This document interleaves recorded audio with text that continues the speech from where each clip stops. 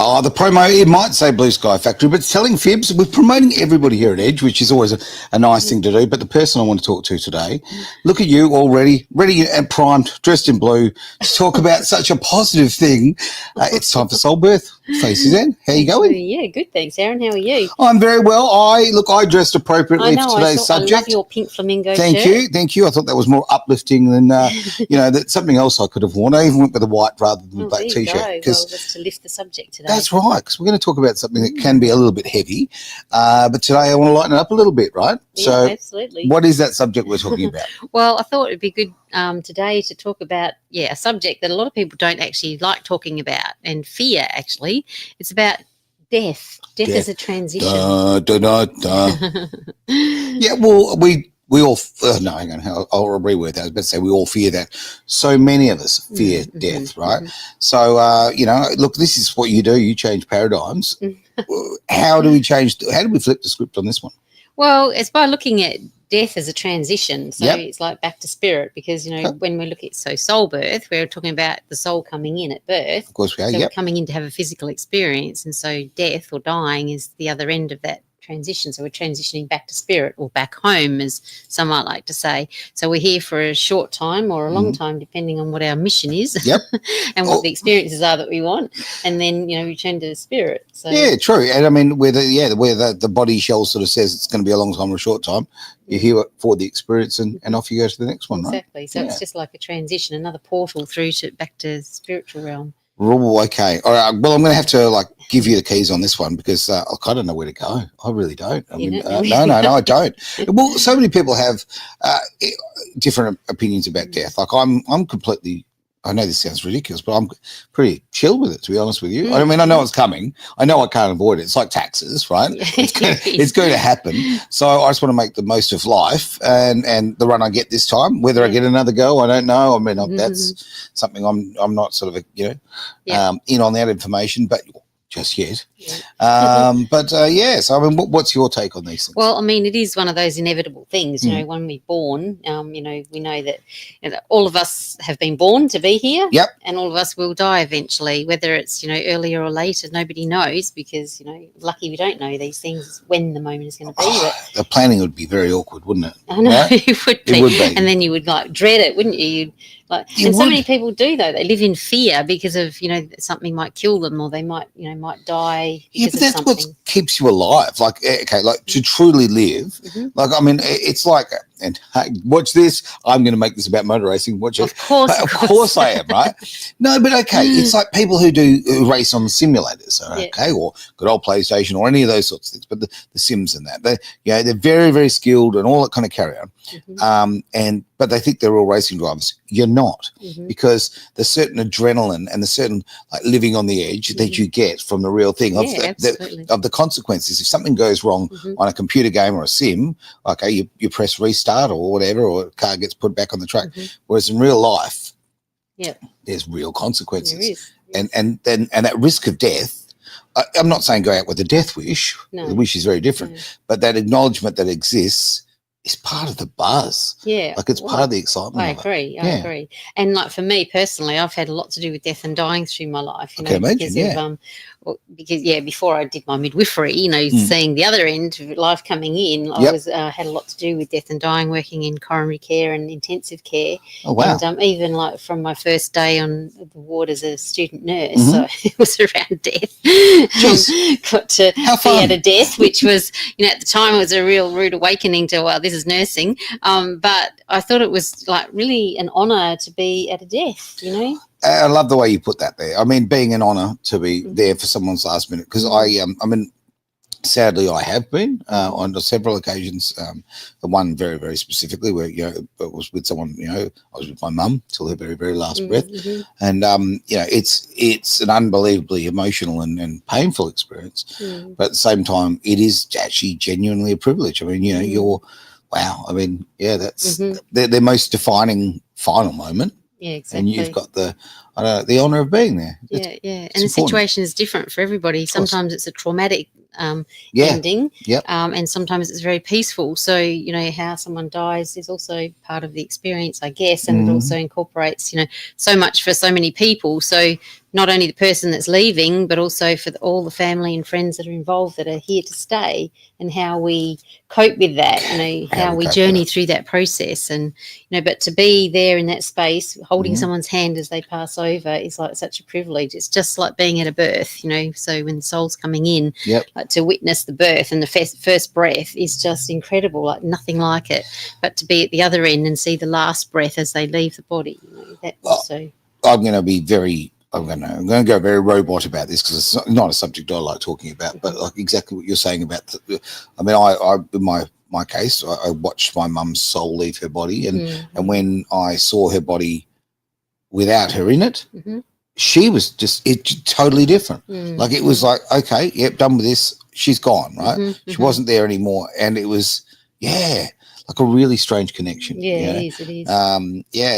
You see someone you love, or that is in your life for so many years as well, and you see them there, and you I don't know, you associate the shell with the soul, right? And then you're kind of confronted with this moment of, hang on, the soul's gone. The person this is all about is actually left. And funny if the shell just doesn't seem as important anymore. I know. Well, I always liken it to cars. Like, hey, it's right up your alley. Well done. But when we come into this life, like our physical body is like our vehicle for getting around in this life. Yep. Because it gives us the opportunity to experience things in the physical. So this to me is like part of the reason we come in is to experience physicality, because we have all the senses to fully experience things, where without a body we can't do those things. Okay. So our body is a bit like a car. So we, shop around and get the right model. Do we want the male or the female model? Do we want, all these want the fast one.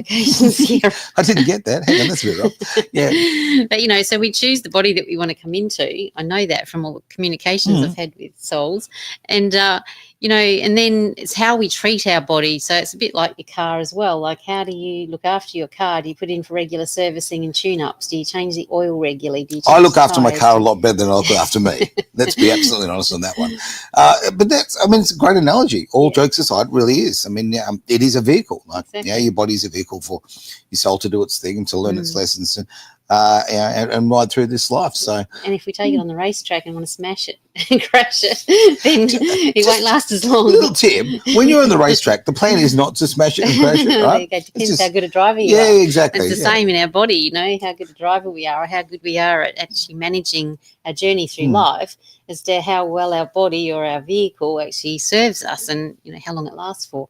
But also that has a lot to do with our soul contracts, because, as we've spoken about before, we come in with different contracts about, we do actually have a set time or whatever that we're going to live for or to experience. And we can change the contract as well as we can. We change the contract? We can, if we want to stay a bit longer or whatever. Oh, I didn't know that. Sometimes if we, depends if you've actually met the criteria or not. Right. Initial here, yet sign here, cross this bit out of here. It's that kind of contract. Achieved our purpose or not?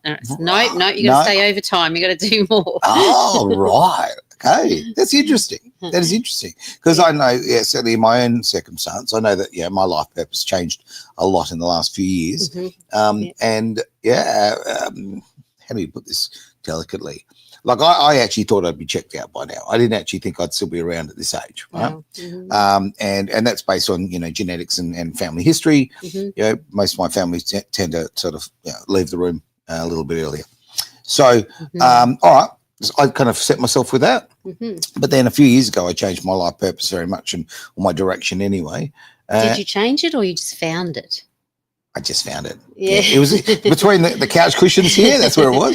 So, but what I'm getting at is it is now I've got a lot more to do. Like, so, I need more time to do it. Exactly. So I've got to hang around a bit longer, right? Yeah, absolutely. And I found also what I've had coming in a lot is that we're actually being given the opportunity this time round to actually live multiple lifetimes within one without having to go through the death process and rebirth process. So we're having change of track, which is why we live one kind of life, and it's almost like you've completed it and you start another almost entirely new life. We go into sort of chapters, that kind of stuff. Yeah, it's like that. But, we're not having to do the transition fully because we're here. We're sort of fast-tracking lifetimes, and we've got a lot to do. I ain't got no time for this dying thing. Exactly. I know. It takes up time to die and be reborn and everything. Oh, man. The work involved. There's paperwork. Exactly. Come on. So we're jumping timelines here. Very, very true. I think if we could put a positive spin on it, And not just for the sake of spin. I just think that, and I've over the last 2 years, I've seen. So my former partner, she lost 2 grandmothers, right? And it was very, very hard time for everybody, of course. But what I really noticed is both of those grandmothers completely ready to go. Right? They'd lived their life, they had their experience, that had, achieved what they wanted to do. They had their lives with some regrets, obviously, but look, generally they were ready to leave the room, right? But it's everybody else who's gathered around and wants them to stay, stay. So it becomes more about that. And I'm not for 1 second saying, because I wasn't close to these women, I got to know them a little bit, but it was actually really, particularly with one of them, just being in the room, and seeing them acknowledge that they were ready to go. It was very sweet. Yeah. It was very sweet. And that makes the letting go a lot easier when they're ready, when they're ready. I think it's harder when it's earlier in life, or when it's tragic, when it's a tragic sudden ending, and we're not ready to let them go or to lose them. And so it's a shock. So there's so many things that come into that. It's, it's the shock of losing someone that was unexpected, and then it's the grief of losing them, because now there's this hole in your heart, in your life. It's like, how does that change things for you? And it's a grief process, and grief is a very real thing, and anybody who's lost someone tragically will go through grief, no matter what stage of life that they were at. Grief is, to me, just the most unbelievably painful experience, whether it be loss of life, or you lose somebody from your life, whether they pass away or they've been stolen. The reality is, in some way they've been stolen from you. So I don't think there's a tougher emotion to work through. It's a big one, but that's also part of being human, and part of the experience that we come here to learn. Because I know it sounds strange. Why would anybody choose to journey through grief? But it's part of living and life, and it is something that if we can learn to travel that course, with grace, then it's a lot easier. And I've witnessed this a lot, especially with parents who have lost a newborn baby, because that is really tragic. Because you think when a new birth happens that this baby is here for a lifetime. That's right. But sometimes babies choose to leave before they're born, or just after birth. It depends on the circumstances that they're coming into. And so when I've tuned into these babies as well, I've found that, part of their soul contract was to bring the gift of grief to the parents. Wow. So that's huge. Wow. Because a grieving parent would never look at it that way and say this is a gift, because, Look, it's a gift I don't want to receive. Yeah, nobody wants to. But we've got to. And certainly if people have gone through that, that's an experience I just don't ever want to feel, and I'm very, very lucky I never had to feel that. But it's the intensity of it. I want to actually take this opportunity. I see that people are watching all different formats, and I appreciate that, and all the different platforms. But if you feel like just reaching out with a comment or a question, I'd really appreciate that, because this is a subject that I think a lot of people want to speak about, or look, you can just type away, throw a question up there or a comment. This is a great way of you expressing yourself. No, I think it's great to open conversations around topics like this that are almost taboo. Like, people don't want to talk about death and dying, because it's like, if I don't think about it, it won't happen to me. It's going to happen. It does happen, and there's no better time than like when you go to a funeral of someone that you love that's passed over, and it always brings up the conversation of mortality. It's like, makes you really reflect on your own life and think, oh my gosh, death is happening, and there's more and more people around me that I know dying. Because the older you get, the more funerals you go to, unfortunately. Because that's just part of life. I went to one a fortnight ago. And it's here's where I'm going to go on this one. Can we do this? Can we stop making funerals depressing? Oh, okay. I think that is changing. Look, man, I want a party. All right. When I get out of here, I want everybody loud music. I want laughter. I want to be talking about all the stupid things that I did. All the stupid things we did for weeks, months, years even. Oh my gosh. Exactly. Well, okay, and I don't want to make this about myself. Where I want to go, and this is the fact that I remember, with an ex-wife of mine, right? Okay, was actually trying to put something together, a nice thing together, of collage of photographs for an event, right? And many years ago for a birthday. Anyway, long story short, she said that it was so hard finding pictures of me that I didn't have something stupid on my head. right? But that's you. That's me. If I'm going through Bunnings, a pot plant is going on my head, okay? That comes off, okay, I'm going to have some sort of greenery coming from my head, right? Oh, my gosh. You have to wear one in one day, won't you? I will. Well, I used to make my kids happy, right? So if Dad's walking around with some sort of potted fake plant on his head, it's it gives him a giggle, right? So serious photos of you wouldn't do you justice. No, that's not who you are. No.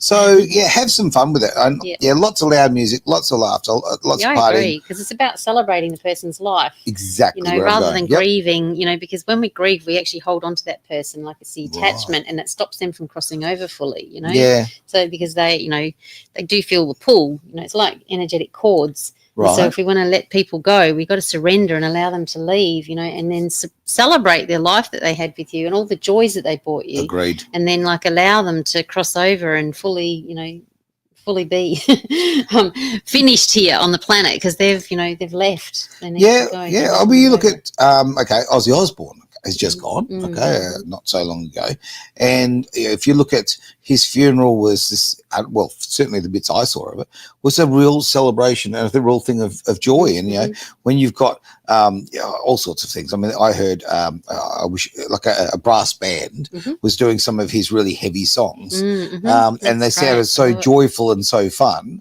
I just think that's the way to go.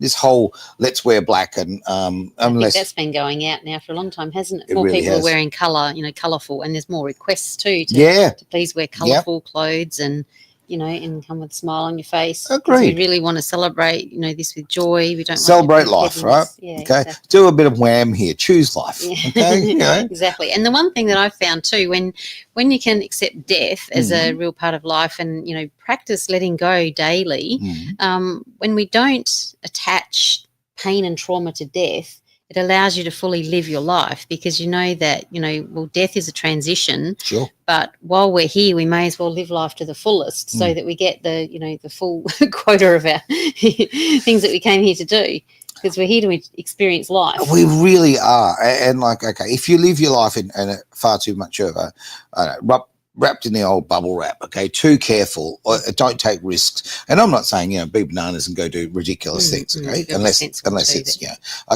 something would belong, I don't know, on a Red Bull special, right?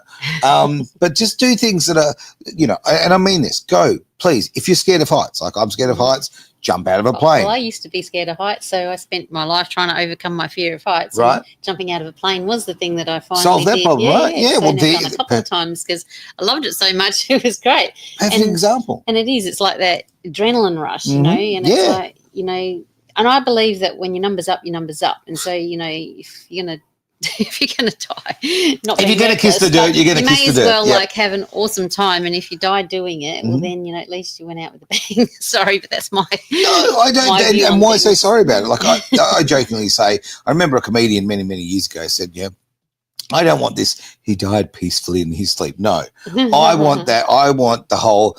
He came through the gates of heaven backwards in a Lamborghini on fire with a supermodel in the passenger seat. That's how you want to come through, right? Okay, but live life to its full. Yeah, and if it's going to mean, and the risk might be. So the risk might not be life or death. The risk might not necessarily be motor racing or jumping out of planes or whatever. Okay, that risk might be that you're in a room and there's a beautiful girl on the other side of the room, and you look at her and you've got the eyes thing going on. There's a connection. You're thinking, you go, no, she wouldn't be interested in a funny old fella like me. No, guess what? Yeah, walk over.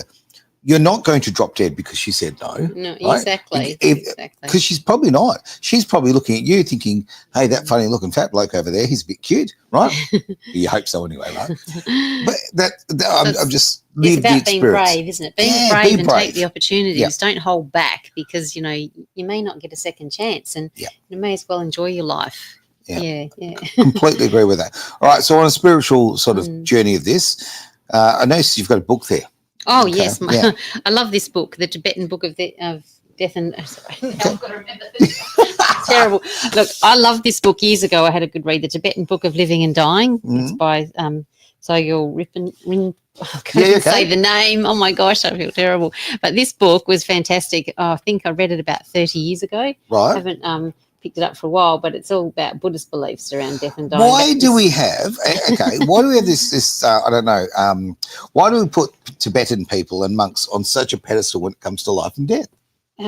Because I think they've worked it out, Yeah. because like a lot of the stuff that I feel around death and dying is very, I suppose, tied in with the same principles. Right. I don't follow any one religion or anything, but Sure. I think like the Buddhist beliefs around that have, it's very similar, and it's about letting go, like non-attachment, because when we're attached to things, that's when it's hard to lose someone, because we're like clinging to them, hoping that they'll come back or wishing they were still here, and then you don't move on in life because you're still attached to the memory of that person. Yeah. Whereas when you can allow them to go, then they can fully move on, and so can you. You can move on in life. They lived the life that they were meant to live, even though it might not have been what you would have chosen for them, but it was their life and they lived what they needed to and lived it to their fullest, hopefully. Or, it's up to them. It was their soul journey, and then they move on, but it's non-attachment. You're not particularly serving them by holding them back, obviously. Not at all. Yeah. And also it doesn't serve you, though. Not at all. Because you live in grief. Grief is a good thing to journey through for a while, but you come to an end of grief. Normally, grief takes about 2 years, like the cycles, which I know has been documented as well. But I've experienced that as well. With any period of grief, it seems to last about 2 years to fully come out of it. You just answered a question for me, because I was about to say that. You stole that out of my mind. Oh my God, don't tell me I'm mind reading Aaron Malloy. Oh my gosh, that's dangerous. Oh, that's very dangerous territory. No, but it's true. I was just thinking to myself, gee, I wonder what the running lead time is to get over this stuff. Yeah. Because, I've had some massive grief in my life, and and like some of it, I don't know if 2 years for me is probably, I'd probably hang on a bit longer than that. Yeah, well, see, that's an attachment, though, to that grief. If you're not letting something go, then it takes longer. True. And you can move through it sooner, but you'll still have little things pop up every now and again as well. But. So I'll give you this. This is my little thought on this. Before, and this is why what you do is so incredibly valuable. Before I was thinking on a soul level, before I was thinking on an energy level, when I was thinking more of a, here is this, husk of a person, here on earth, when I actually finally thought I'm going to hook into that other world, right? Okay. Of people being energy and, that's when I was able to let grief go. Right. Yeah. So, and I hung on and hung on and hung on and hung on, because I was trying to live in this literal sort of sense. Yeah. When I finally accepted that, things don't happen to you, they happen for you. They do. There's a lesson to be learned, and not like a lesson like an annoying children's book. A lesson like, we are here to learn lessons, right? Okay. And your soul needs to go through these particular journeys, and some of them aren't that pleasant. Some are very, very pleasant. It's a bit of hopefully a balancing act, and hopefully life is more pleasant than it is negative. Yeah. But for me personally, until I finally accepted, and me as a cynic, this was a big thing, because when I had to accept that it's not all woo-hoo, it's it's real. It's real. When you really understand that people are energy, it's a life-defining moment. It is, totally. And that's where I feel really blessed that I've been able to see other dimensions, if you like, my whole life. So I've always had conversations with those on the other side. So, it's helped me to always be aware of the other realms and, what happens before we come in and as we leave, whatever. And I've been privileged to sit with people as they're dying and tune into them and find out, their journey, as well as once they land on the other side fully and, what's happening. And so it's been really incredible. And I've found that, have you found quite often when somebody's on their way out, they hang on for a long time? Like somebody might be in a nursing home and they're sort of in and out of their body for, it can be even a year or two, because they kind of like, everybody says, you come in, it might be the last moment you get to see them. And so everybody comes in to see them and farewells them because they're kind of checked out. But then suddenly they come back into their body and they look like they're like here for another 10 years, but, and then they go again and they're in and out for a long time. It's really interesting. And I've seen it, as I say, in the last couple of years, I've witnessed it with my own eyes. Yeah. And that whole, they're waiting for, one of the kids to arrive before they go, right? Yeah. And you think, people just say that. I don't know. They I've seen it happen way too many times now that they're, I don't know, somebody's, they're a few 100 Ks away. So, we've got to make the drive, got to make sure they get there. Yeah. They get there They see their, whether it be their long lost son or whatever the case. In this last case, it was long lost son. Anyway, he couldn't get there for, I don't know, 12 hours or something. So he got there, and then boom, his mum looked happy, and passed away gently. And it was just happens so often. Like over all the years when I've been around death and dying, I've seen that happen so many times. From even traumatic situations in coronary care and intensive care, where somebody has a cardiac arrest, and they're out of body, and they can tell you when they come back in, when they've been resuscitated and they come back in. This is a different topic altogether with near-death experiences, but how they relate what was happening in the room can tell you exactly who was doing what and ever. But I've had a situation too when somebody actually died, was pronounced clinically dead, right? And then they suddenly sat upright and started breathing again. I'd be firing that doctor. Jeez, really? And it was like, oh my god! And that was just weird. And then it was just all about they were waiting for a particular relative to come in. They just needed to see someone. And anyway, that person came in and saw them, and then shortly after they fully checked out. Wow. So, and that was in coronary care. So they had another cardiac arrest then, and then actually didn't get revived. So, they had a choice to come back in. So, our soul kind of can choose to come in and out until it's completed what it needs to do. And I've seen that as well when those that are coming in and out for quite a while, it's because they've got unfinished business. You see it in the movies, we've got unfinished business. But it's true, because the soul, if it's still got to finish or tie up some loose ends with a few people, they'll keep coming into the body until they've actually finished those, had those conversations with relatives or friends or whatever, tied up the loose ends, and then they go, okay, now I can leave. Okay. Here's a $64,000 question. We'll think about inflation. It's probably a lot more than that these days. Okay. Once the soul's left the body, sometimes does the soul just hang around the room? Yeah. Oh, yeah, definitely. Definitely. And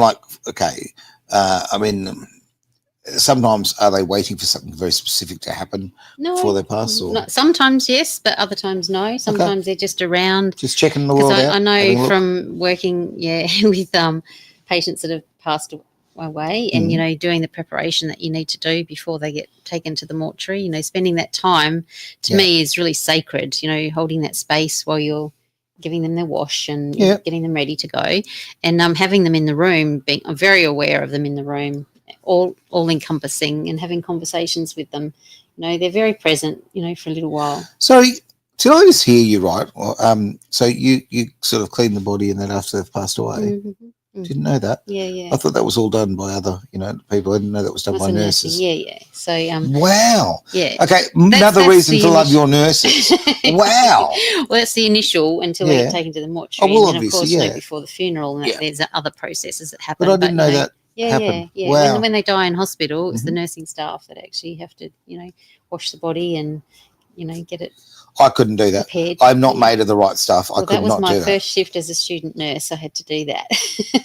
Jeez, baptism of fire or what? Yeah, when I was a little 18-year-old. Yep. Oh, no way. So that was my welcome to nursing. But that's, then that continued on. So I had a lot to do with death and dying. I seemed to always be where people were dying, and I'm hoping it wasn't my nursing skills that...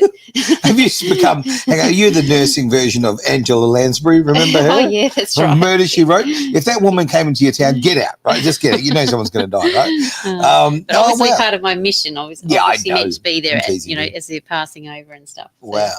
So, okay, from a point of view, let's look at this. Let's look about reframing the whole experience.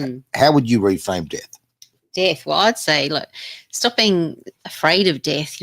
Death is just a transition back to spirit, and it's actually returning home because we are spirit, having, or soul, having a physical experience. So if, at the end of life, when you're crossing over, it's returning home, and it's like, think of all the beautiful experiences that you've had that you can take with you now. Sure. It's your memory of, or your experience that you've had as a soul, getting to know itself and expand. Okay. So if I'm a spirit, I'd like to be a nice single malt scotch. There you go. That's where I want. Of course, I was waiting for that one. Yeah, it's got to be there, right? I do also, from the little sign on the odd screens telling me that people are making comments on other posts that we can't see. Thank you very, very much for that. probably a great time just to mention that if you do want to interact, a really good way of doing that is one that always comes through, what seems to, is good old YouTube. So if you go to the Edge Radio Australia YouTube page, you can actually, do you know this? I'm just to let everybody know. I know you've got a podcast. I know you've got an audio one. I know you're everywhere. But if you go to the Edge Radio Australia YouTube page, there is actually a collection. Okay, there's a proper term. I just can't remember what it is. But basically, there's a collection of all of your videos, so you can actually press one and let them go through and actually watch. So if you're looking for a particular subject, it's probably a really good way to do it. But the reason I also mention is because if you do want to make comments, if you go to the YouTube page, is a great way. It comes through because of the way we do this, and because we're such a multimedia and quite literally on the multi on this one, because we go to so many places. The feed only gives us a couple of feeds rather than the massive number it's on. So from that point of view, if you want to be interactive, that's always a good way to do it. Yeah, definitely. It's always good to have interaction, because like I said, it's really good to open up the conversation around this topic as well. Because we don't talk about it. We just don't talk about it. No, I know. And it's a beautiful invitation too to start having these conversations with your family and your loved ones, because don't leave it until you're on the other side and they're all wondering, what did she want, because it's good if you can have those conversations before you actually die and actually say, well, when I die, I want to be cremated or, buried or whatever, and I want this and that, I want you to celebrate my life. My family talk about this quite often. We've all talked about, what we want done and, want to celebrate life and don't want any doom and gloom or grief. No. People will grieve, but, you don't want everybody to be wearing black and crying. You want them to be joyfully celebrating your life. I want a little bit of grief. Okay, I want to be missed. Definitely not cheering, saying, "Yeah, he's gone." No, I want enough grief, but I want everyone to party on and actually enjoy it. I had this conversation just last night. I was with a very close friend of mine. Just love him to bits, and a young fella I've known for many years, and I've told him actually the things, my physical possessions that I would like him to have once I've gone, right? And he's always, don't talk about that, right? But it's important for me. Yeah, absolutely. Right? Because, and life's not about physical possessions, but, we'll talk about tools, all right, because we're working on cars, or race cars, I might add. And we're working away, and, when I go, I want him to have these particular tools that we've used together that were mine. Because guess what? Not every time, but I want him to be able to pick that tool up in 20, 30 years' time. He's using it, and I want him to think a positive thing about me, right? And so by passing on that physical element, you know what? It's only worth a couple $100, but it's but I want him memory attached. Exactly. Yeah. And I want him to know that I want to go to him. I don't want someone just to go, just sell Aaron's tools or no. Yeah. It's got to have a legacy, right? Yeah, exactly. Yeah. And it is important to individually might not be for everybody, but to leave a legacy of some kind that, if you've made the world a little better place, you know, and if you haven't yet and you would like to think about that, now's a good time to start thinking about it, because we never know when our last day is, There is no time like the present, right? Exactly, because it may be tomorrow, it may be like in 10 years or 20 years, who knows? None of us know when is our last day. So, we don't. It's an invitation to live life to the fullest every day. Absolutely, yeah. And, and control your own destiny here. For sure. Exactly. And when we're talking about preparing for death and dying as well, it's good to have plans in place and to have these conversations. But, the other thing, we talked previously. Oh, bless you. Oh, thank you. One more time. There's the third one. Oh. Yeah. But, when talking about birth, I've shared a lot before about doulas for birth. Yes. Yeah. And we've even had my friend Vicky in, who's a doula trainer. Yep. But did you know that you can have doulas for death as well? No. Doula for death. Yeah, jeez, death great death doula. What a great number plate. Yeah, exactly. You'd stay well away from them, though, wouldn't you? Oh, no. But this is somebody who can actually help you transition through this process of dying, whether it's holding your hand while you're dying if you've got no one around, or whether it's helping the family to actually have these conversations and to do all the planning for death, with who you're going to go through, how do you want things to be set up. There's so much that you might not be thinking about until you're faced with the grief of someone passing over, and then you're like, what do you do? And it's really hard to do those things when you're grieving. Oh, 100%.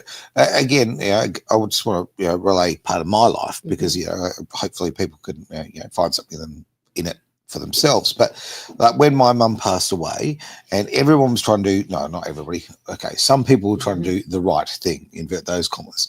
Yes. And I had somebody who was going, "Oh, you've got to choose the most expensive casket. Like your mum's got to go out in the best possible way. It's got to have this trim, that trim, whatever." And I was like, "Hang on." Mm-hmm. My mum was completely against that. My mum used to say to me, "Throw me in the cheapest pine box, right? Cardboard if you have to, right? Because I don't see any point in expensive. I would. She said, "I really would rather you spent the rest of the money on, a party and a celebration and all of that when I do go."